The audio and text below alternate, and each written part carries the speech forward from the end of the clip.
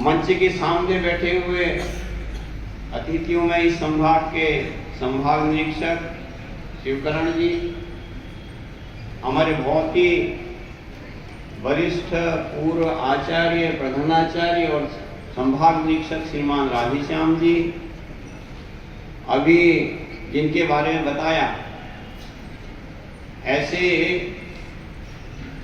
मुख्यमंत्री से पुरस्कृत, राज्य सम्मान से पुरस्कृत ऐसे हमारे बहुत ही यशस्वी तिरवा के प्रधानाचार्य अनिल जी,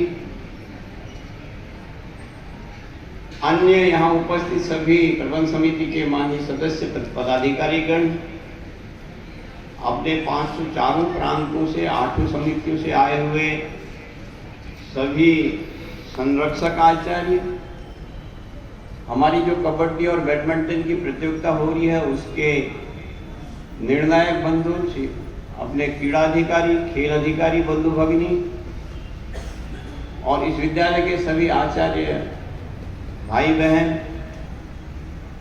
और खिलाड़ी भैया बहनों, हम प्रतिवर्ष खेल कूद में आते ही हैं और ये हम सब भैया बहनों को क्रम पता ही है। विद्यालय के बाद संकुल, प्रांत और प्रांत के बाद में क्षेत्र। हम सब भैया बहन अपने विद्यालय और प्रांत का प्रतिनिधित्व करने के लिए यहाँ आए हुए हैं। कबड्डी और बैडमिंटन में यहाँ जो टीम विजयी होगी वो आगे जाकर के अखिल भारतीय स्तर पर खेलने के लिए जाएगी और अखिल भारतीय स्तर पर जो टीम विजयी हो जाएगी, ये जरूरी नहीं है कि हम ही विजयी होंगे, हम विजयी होने के लिए ही जाएं, उद्देश्य हमारा यही रहना चाहिए। लेकिन यहाँ हम अपने क्षेत्र के 8 समितियों के भैया बहन आए हुए हैं, लेकिन जब अखिल भारतीय स्तर पर जाएंगे तो वहाँ हमको 11 क्षेत्रों का सामना करना पड़ेगा और विद्या भारती ने अपने कार्य को सुचारू रूप से, व्यवस्थित रूप से चलाने के लिए, सभी कामों के लिए, एक खेलकूद तो एक हमारा विभाग है, ऐसे 27 विषय हैं हमारे। शिक्षण कार्य से लेके संस्कार पक्ष से हमारा बाकी सारे विषय हैं, वो सब व्यवस्थित रूप से चलें, सुचारू रूप से चलें, तो उसके लिए 11 क्षेत्रों की व्यवस्था बनाई हुई है। तो वहाँ पर क्षेत्र स्तर की टीमें आएंगी, केरल से भी आएंगी, तो जम्मू कश्मीर से भी आएंगी। तो ऐसे सभी क्षेत्रों की जब टीमें भाग लेती हैं तो वहाँ पर अपना कौशल दिखाना पड़ता है, अपनी योग्यता दिखानी पड़ती है। आपकी जैसी योग्यता होगी, जैसा कौशल होगा, जैसा आपका अभ्यास होगा, तो ऐसे उसी के आधार पर आप वहाँ विजयी हो सकेंगे।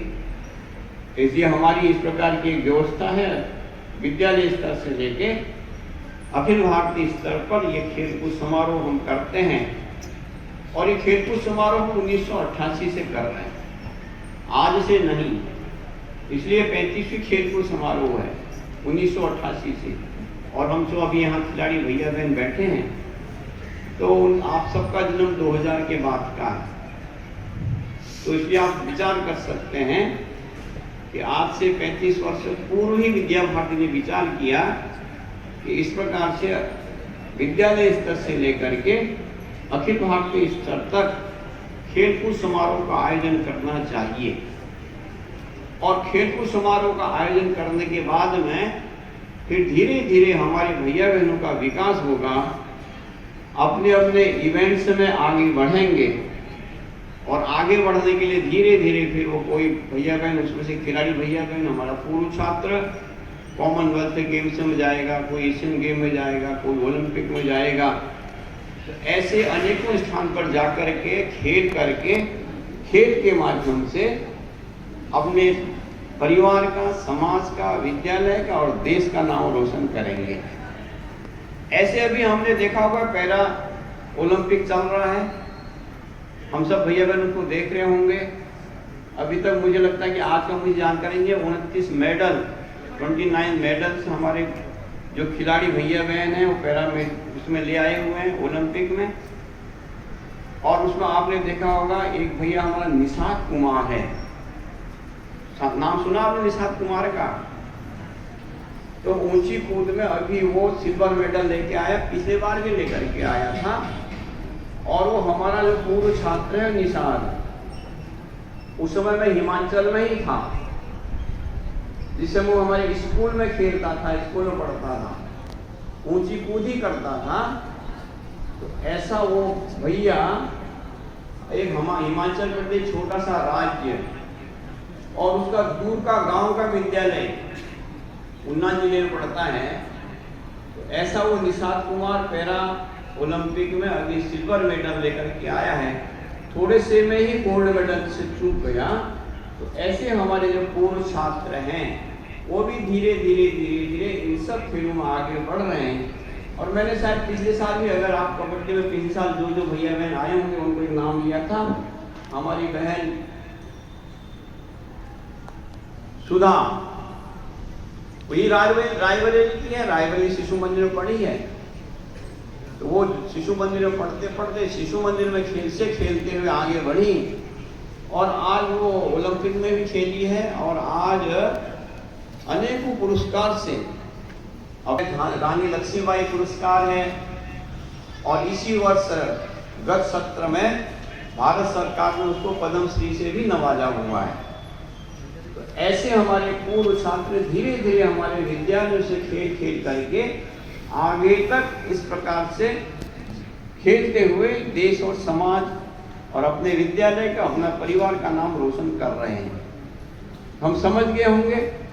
तो 1988 से हमने ये जो खेल प्रारंभ किया है, उसके पीछे का पहला उद्देश्य है हमारे विद्यालयों से खेलते हुए एक माहौल बने हमारे विद्यालय में खेल का, अलग अलग इवेंट्स का, और उससे खेलते हुए भैया बहन आगे जाएं और ओलंपिक तक खेलें। ऐसा कौशल, ऐसा अभ्यास उनके अंदर आए, वो उस प्रकार का अभ्यास करें। दूसरा, खेल ये तो ठीक है कि आगे तक बढ़ना चाहिए, मेडल भी लाने चाहिए। हम यहाँ आए हैं सब भैया बहन, हमारे मन में यही होगा कि हम जीतें, हम खेलें और मेडल लेके जाएं, यहाँ से फर्स्ट आए और फिर अखिल भारतीय में खेलने के लिए जाएं। हम सब भैया बहनों की इच्छा होगी। ये भैया तुम दोनों को देख रहा हूँ मैं। लेकिन 1988 से हम जो खेलकूद समारोह कर रहे हैं, उस समय एक ही खेलकूद समारोह हुआ था हमारा, सबसे पहले ग्वालियर में हुआ था। केवल हम एथलेटिक्स में गए थे, कुश्ती और जूडो में गए, शायद कुश्ती में गए थे, जूडो बाद में शुरू हुआ। तो ऐसे धीरे धीरे हम आगे बढ़े और आगे बढ़ते इस समय में हम अपने इस क्षेत्र के अंदर, मैं इसलिए आप सबके को बता रहा हूँ कि हम सबके ध्यान में आना चाहिए। इस क्षेत्र के अंदर अभी हमारे भैया बहन 27 इवेंट्स में खेल रहे हैं, जगह जगह पर। इसमें अलग अलग जगह पर प्रतियोगिता हो रही है। अभी हमारी ये 6वीं प्रतियोगिता है अपने क्षेत्र स्तर की। अलग अलग 2-2, 3-3, 4-4 खेलों की एक जगह मिला करके हम एक प्रतियोगिता कर रहे हैं। तो उसके पश्चात में एक बलिया में होने वाली फुटबॉल और खो-खो की कबड्डी प्रतियोगिता वहाँ पर है। उसमें एक एथलेटिक्स प्रतियोगिता इस बार प्रयागराज में होने वाली है। तो ऐसे 8 स्थानों